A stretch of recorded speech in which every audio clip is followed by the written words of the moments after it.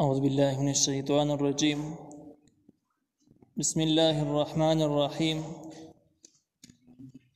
إنما المؤمنون الذين آمنوا بالله ورسوله وإذا كانوا معه على أمر جامع لم يذهبوا حتى يستأذنوه إن الذين يستأذنونك أولئك الذين يؤمنون بالله ورسوله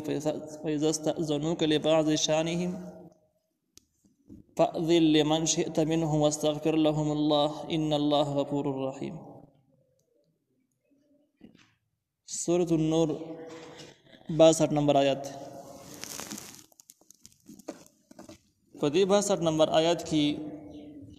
सहाबी किराम ته خاص قسم आदाब و तरغیب ورکړی کی چې تاسو په نبی کریم صلی الله علیه وسلم د محفل ابو مجلس کی د کوم آداب خیال ساتي د هغه آداب ذکر دي. د دې سره د منافقینو تذلیل او د حقیق د وضاحت بیان د منافقینو بده کې راخاره کیږي او دریم د مؤمنانو د پاره پکې تسری د چې کوم خلک واقعي مؤمنان دي په دې خبرو به عمل وکړي هغه نه بده په خپل ایمان اندازه ورګي او چې بده عمل نشه کولای نو ته پوه شې چې دا مؤمنان نه دي دروغ جن دي. الله تعالی و انما المؤمنون الذين یقینا مؤمنان خلق هغه دي امنوا بالله چې ایمان راوړي په الله تعالی باندې ورسوله پر رسول الله تعالی باندې وَإِذَا كَانُوا مَعَهُ عَلَى أَمْرٍ جَامِعٍ لَمْ يَذْهَبُوا او هر کله چې دوی د خپل پیغمبر سره علی امر په یو کار کې جامع چې دغه د جمع کاری ټول بګرا وخته شوی لم يذهبوا نو دی نزي حتى يستأذنوه تر هغه پورې چې اجازه وغواړي د نبی عليه السلام نه. د دې خلاصه دا شو چې هغه کار چې هغه ته ټول را بلل شوی دي ټول مسلمانانو ته دعوت ورکړل شوی د جراش ضروری خبره ده چې کله دوی راشي نو چې کله محفل او مجلس شروع شي نو چې کم کس ضرورت هم پیخیږي دا به اجازه واخلي غینه بعد پاسي به اجازه ته بغل غلې پټیږي نه. مفسرین لیکلي د چې آیات د جنگي احزاب بارکه نازل شو کم د جنگي خندق هم لیکي او دا د شوال په میاشت کې د هجرت 5 کال باندې دا جنگ رامنځته شوی او داغي خلاصه دا د عربو د مشرکانو د څومره قبایلو ټولو کافرانو اتحاد چې مسلمانان په بدر کې فتح وکړل او اسنه مضبوط شي طاقتور شي او د اسلام پر دنیا کې نافذ شي لہذا موقع د ورته یو شو د دې خاتمه وکړو نو ډیر زیات قبایل خاندانونه راجمع شو احزاب جمع د حزب چې کوم دی دا ډری ته وایي نو ډېر ډلې به راجمع شي اتحاد یو اگر دې زمانه د نټو اتحاد څنګه اتحاد د اتحاد یو مدینه منوره باندې حمله کول امکان شروع شو. نبی کریم صلی الله علیه وسلم صحابه کرامو کې او خيار خلک راوخته په دغه صحابه کرامو کې مشرانو صحابه کرامو کې چې ډېر تجربه لرله سلمان فارسی هم موجود کوم چې د ایران پر اوسیدونکو او د پارسي جبي کاست دته ویل د ایران خلک په جنگ کې ډېر ماهر دي د جنگي تاریخونه ډېر مشهور تاریخونه دي نو بدغه زګونو کې بچی کړه تاسو باندې ډېر قومونو حمله کوله مشترکه حمله بوا او تاسو بلګ وي تاسو بخبره دی پاسن کوله سلمان فارسی ورته وی چې د هغه طریقه بداوه چې موږ به تیر چاپیر جوړی کاندي وکړستی خندق به مکرس بیا د خندقونو دی غاړي به موږ پیری شروع نو پاسونو باندې وسو ډایرک را پوری وته نو ځکه خندق ته کته اوریدل نو چې دی به کوزیدل او بیا به لار جوړول او را پوری وته بیا به من کار کړم وشت بغاښ باندې به وشت ختم کړی به نو ور زما راي دا چې دغه کم طرفونه چې حمله را به دغه طرفونه کې خندقونه وکنهستې نبی عليه السلام دا راي خو کړ او په خندق باندې کار شروع شو. د خندق کنسرو د پاره نبی عليه السلام ټول صحابه او ټول مسلمانان ته حکم وکړ راشي صحابه کرام ډېر په نارای باندې لګیاو کم چې واقعي مؤمنان منافقین به هم راتل ځکه کنه راتل نو منافقت ښکارا کېدو خلک په پوهیده چې منافق دی بمرال چې بس تاسو وینا کړی او موږ رالو بیا به دې ته حکم موجود کار وکړي خندق وکړي دی به یو ټاک نیم مکو د غلي غلي بخپی وسته پټ پښو ایسته بورک شو کله به دروغ باندې راوړي چې دا مسله مې ده هغه مسله مې ده فکر نه کوي خندق کار نه کوي کنهسته نه کوي تخدید ده په دې منځ کې د آیات نازل شو چې کم کار د جمع کار دی او ټول به راغختل شي او مسلمانانو علامه بدای چې کله ټول جمع شوی د جمع کار ته جمع شوی دي ابو دې کې د چا کارم پیخي زیمو نو پټ بنځي ته پیغمبر نه اجازه واخلي. او بیا نبی علیہ السلام د حکم د جته اندازې ته ګوره، کته مناسب غنی چاته مناسب غنی چې اجازه ورکړي اجازه ورکوا، او کته مناسب غنی چې اجازه نه ورکړي بس ما ورکوا ورلا خپل حالات ته وګوره. نو دا آیات نازل شو. نو الله تعالی و انما المؤمنون الذين امنوا بالله ورسوله، یقینا کامل مؤمنان هغه دي چې ایمان راوړي په الله تعالی او د هغه پیغمبر باندې. و اذا كانوا معه على امر، او هر کله چې دوی د پیغمبر سره په یو کار کې جامع چې هغه د جمع کاری ټول درجه جمع شوي، لم يذهبوا نو دوی نزي حتى يستأذنوه تر هغه پورې چې اجازه وغواړي د خپل پیغمبر نه. دی آیت باره کې مفسرینو لیکلي دي چې چونکه دی موقع کې خو اجازه اخیستل بیخي لازمي وو، او هر هغه موقع چې باقي ټول کسان نه غوښتل شوي د جمع خبره شریک خبره، نو په دې حالاتو کې پټېدل د پیغمبر نه دا حرام دی ومنه دي دا منع شوي دي ذکر کې. وای دا حکم عام دی د دنیا د اخیری وخت پورې دنیا د ورانېدلو پورې مسلمانانو ته دغه خطاب شو او دغه سبق شو چې کله د دوی اسلامي او شرعي امیر د خلک راوغواړي چې تاسو راشي یو ضروری خبره ده، او دې ضروری خبرې د خلک راجم شي، نو چې کله دا خلک زینو اجازه به واخلي بغیر اجازه نه بنوزي. دویم ته دا خبره معلومیږي چې کله خبر د جمع نه ده ټول خلک وته نه راغوښتلی شوي، لږ کسان راغله ملاقات بیا غلاړه نور راغله بیا نور راځي، داسې خبره نه ده چې هغه د جمع خبره ده په شریکه باندې کول غواړي ځان له نه کېږي، نو په هغه صورتونو کې اجازه د غسر ته ضرورت نشته. په دې وجه ډېر واقعاتو کې داسې دي چې صحابه کرام براله نبي علیه السلام یې خپل کار بیا پیښ شو غلی به ووته لا بړو، هغه د دوی وعید مستحق ذکر نه دی چې هغه د امر جامعین باغی کې نه و، هغه چا راغوښتلی نه و چې کله ټول لاړ شي راجمع شي په خپله راغلي ملاقات ته براله. نو د امر جامعین کې هم دقیق واقعیت هم اشاره ده، او دې مضمون ته اشاره ده چې کله خبره داسې چې هغې ته ټول کسان رابللی شوي او کېنولی شوي چې دا خبره د شریکې ده، په دې صورتونو کې پټېدل چې کوم دي نو ټیک کار نه دی، دا ناجایز دی. دا د اسلامي معاشرې د اسلامي مجلسونو آداب شو. ان الذين يقين حاكسان يستأذنونك چې اجازت غواړي ستانه، اولئک الذين د هغه کسان دي یؤمنون بالله چې ایمان لري په الله تعالی باندې او رسول په رسول د الله تعالی باندې، کوم چې مخکې نه اجازت اخلي او بې اجازې پټېږي نو ته پوه شه د کلک مؤمنان دي. فاذا استأذنوك که هر کله چې اجازت غواړي ستانه لبعض شأنهم د خپل بعضې ضرورتونو دپاره، فأذن لمن شئت ته اجازت ورکوه هغه چا ته چې تی غواړي منهم د دوی نه، واستغفر لهم الله بخنه ورله هم غواړه، یعنی اجازت ورکول ستا مرضي دی چې چا د خوښه شي نو اجازت ورکوه، او بچا باره کې د شک چې د اجازت ورکول ټیک نه دي مصیبت ته جوړېږي، هغه اجازت مه ورکوه. او د دې دپاره چې کوم کسان درنه اجازت وغواړي او ته ول اجازت ورکړي ستا اندازه دا چې کنې د دې مجبوري واقعي مجبوري ضرورت شته او اجازت یې ولا ورکړه نو بیا ورله بخښنه هم د الله تعالی نه غواړه. تفسیر باندې په قرآن ذکر کړي دي بخښنې غوښتلو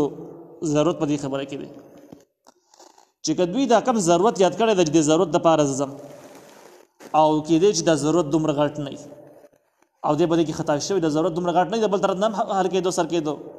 خو د خیال دا و چې نه سر کېږي نو دا خو اجتهادي خطایي شوله، نو لهذا بخښنه ورله وغواړه. دوی په دې کې دا احتمال دی چې یاره یو کس اجازت په دومره مهمه خبره کې اجازت اخلي نو کېدی شي چې د ده په ذهن کې به دا سوال لا ولاړ شوی چې د دیني ذمهوارۍ کنې د دنیا د ذمهوارو نه لږ کمزوري معلومېږي، نو دا هم یو قسم له په ایمان کې معمولي غونته کې یو کوتاهي غونته کې ثابتېږي.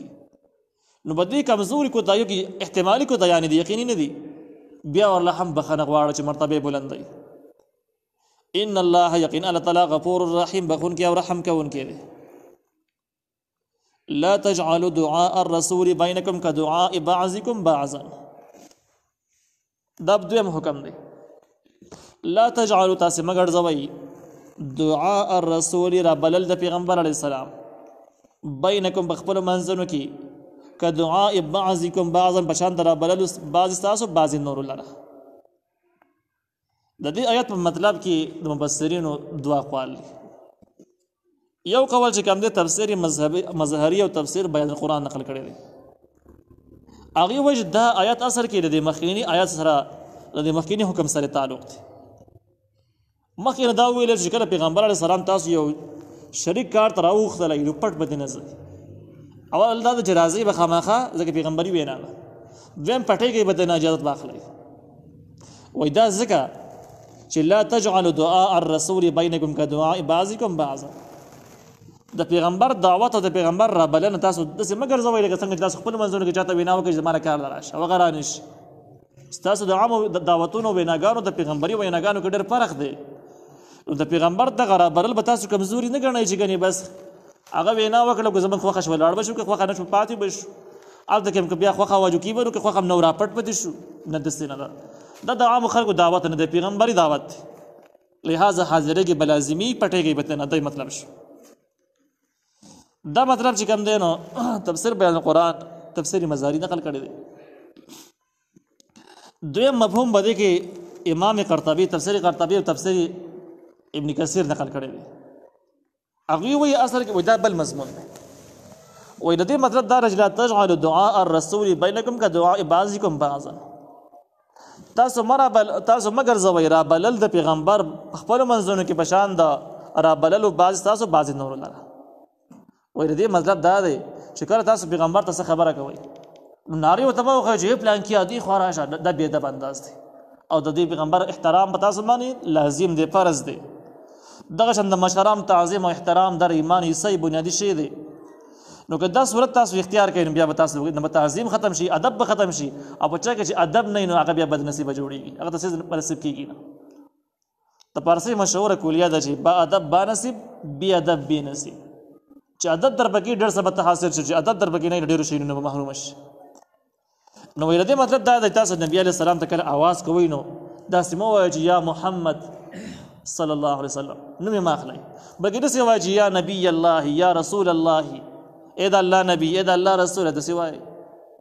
دویمه دا ده چې کله به کور کې نو تاسو د بار نه غږونه مه کوئ نارې ورته مه وښئ چې بار ته راوځه. انتظار کوئ په خپله به راوځي یو ځل به راوځي راوبوځي. نارې ورته مه وښئ زه راغلی یم ولاړ یم راوځه. لکه څنګه خپلو منځونو کې تاسو یو بل ته غږ کوئ چې راوځه کار مې سړی داسې مه کوئ. دا ادب خلاف دی. او دغه شان ده کې کله چې تاسو هغه ته خبرې کوئ نو خپل اواز مه د پاسه کوئ چې بس اواز تیز کړي په هغه باندې اواز اوچت کړي. دا ادب خلاف دی. نو د تفسیر قرطبي او تفسیر ابن کثیر رای دا ده چې د هغه آیاتونو سره سمون خوري کوم چې په سورة الحجرات کې دي چې تاسو پیغمبر د الله تعالی ته انتظار کوئ او داسې هغې ته اوازونه مه کوئ. یا محمد ورته مه وایئ که تاسو بار کښېنئ انتظار وکړئ هغه راوځي ډېر به دله بهتره وي غږ ورته مه کوئ. دا وایي د هغه آیاتونو سره سمون وخوړ. او په دې کې ادب ته اشاره شوه چې ادب یو بنیادي شی دی. په دې وجه باندې ادب د استادانو ادب کول د مور او پلار کول د مشرانو کول دا د هغه خلکو کار دی چې کوم خوش نصیبه خلک خوش قسمته خلک. او دا خبره په تجربې سره ثابت ده چې کوم کس د مور او پلار ادب کوي د هغه څه احوال دنیا کې او څومره په دعاګانو کې څومره ښکلی ژوند تېرېږي. کوم خلک چې په د خپل کور کې د خپلو مشرانو د مور او پلار ادب او احترام نه کوي یو شریک غونډه کې د انډیوالۍ ژوند تېروي. دا خلکو ژوند ډېر عجیبه بېکاره او کمزوری ژوند دی. پر ژوند کې څه خوند نه بې برکته زندګي. دغه شان کم کسان چې د استادانو ادب او احترام کوي نو هغوی ته الله تعالی خامخا علم ورکوي. دا معلومه خبره ده. او کم کسان چې د استادانو نافرمانه ګستاخ پاتې شوي دي چېرته علم نه دی برسب شوي او دا ډېر قابلان الله تعالی ته د دین کار نه دی اخیستی همدغه شان کې ضایع شوي دي. قابلان خلک هېڅ جوړ نه شي ناکام شي. نو ادب ضروري شي. بیا دغه شان کې ادب په مانځه کې ادب په عباداتو کې او د هغه ځایونو احترام کول کومو ځایونو کې سړی عبادات کوي کومو ځایونو کې چې علم حاصلوي. په دې موضوع باندې یو عالم کتاب لیکلی دی آداب المتعلمین په نوم باندې او په هغې کې دا ټول له جمع کړي دي چې د کتاب په ادب کې ځان نه به اوچت ساتي کوز به یې نه ساتي ګزاري به یې نه بس پکې نظر به ورته نه ګوري ګډ وډ به یې نه اچي. کومو ځایونو کې چې سبقونه به د هغه کتاب د هغه ځایګي د هغه ځایګي د لوښو د سامانونو به ډېر خیال ساتي د استادانو به خیال ساتي او کوم څه چې ته یادې نو هغه احکام به ډېر درانه ګڼي ډېر خیال به ساتي عملي کې به تا ته به الله تعالی علم درکوي. که دا خبرې د خیال دې نه ساتو کتاب ادب دې نه کوو د استاد دې نه کوو د ځګنې بې حرمتي دې کوله کچرې دې پکې ګزارلې دا به د دې خبرې علامه چې تا په علم نصیب نه شي. نو دا دویمه رایي چې کوم دا تفسیر قرطبي د ابن کثیر دا هم لوی علما دي دواړه رایې په خپل ځای باندې صحیح کېدی شي. نو د دغې نه معلومېږي چې دا ادب خبره ده او د مخکیني قول نه معلومېږي د تفسیر بیان القرآن قول نه معلومېږي چې دا د مخکیني مضمون دپاره مزید وضاحت دی چې ګوره د پیغمبر وینا د عامو خلکو وینا نه ده چې کړي که ته راغلی او که رانغلي او که پټ شوې نه هم خیر دی او دغه شان ده کې په پټېدلو کې که ته څه عیب نه محسوسوې او د دویم قول خلاصه دا راوته د خپل پیغمبر ادب او احترام کوئ نارې ورته مه وښئ نوم ورته مه اخلئ په احترام سره یادوئ اواز پرې مه اوچتوئ نارې ورته مه وښئ چې کور نه بهر ته راوځئ انتظار ورته کوئ ادب ته پکې اشاره شوله قد يعلم الله الذين يتسللون منكم یقین الله تعالی پیژني هغه کسان يتسللون چې واپس کیږي منکم تاسو نه لیوازن په پټه باندې پټ غلی وبوزي لاړ شي موږ ویل احزاب کې بجنګ احزاب کې دغه شان چلو منافقین براله لکه مونږ کې به ګینټي راواغستل ته ټکه بیا وکړو نبی عليه السلام به سیکاو صحابه کرام به سیکاو چې پامې دې کړي غلی به خپې وستري او ګره سیمه موقع نه برابر ده باندې به وکړي دا کار پیښ او دا کار مستقیل کا خلکو ته پته وجدا شذونه کار نه کې منافقان چې هغه باره کې آیات نازل شو الله تعالی دغه منافقین ته وارنینګ ورکړي چې تاسو احوال ماته معلوم دي کم کسان چې پټ زی تاسو نه دا ماته معلوم دي نو موږ مخکې ویلي چې معلوم دي خبره نه ختمېږي چې معلوم دي چې بس خبره ختمه د معلوم خلاصه دا ده چې ماته معلوم دي د سزا ول زور کوم د مجرمان دي د پرېدم نه د څه مطلب دی یو قسم لا وارنینګ شو الټیمیټم شو فليحذر الذين يخالفون عن امره نو ځان دې بچ کی هغه کسان چې مخالفت کوي عن امره د حکم د پیغمبر نه هغه کسان دی ویریږي او ځان دې بچ کی چې کوم د پیغمبر مخالفت کوي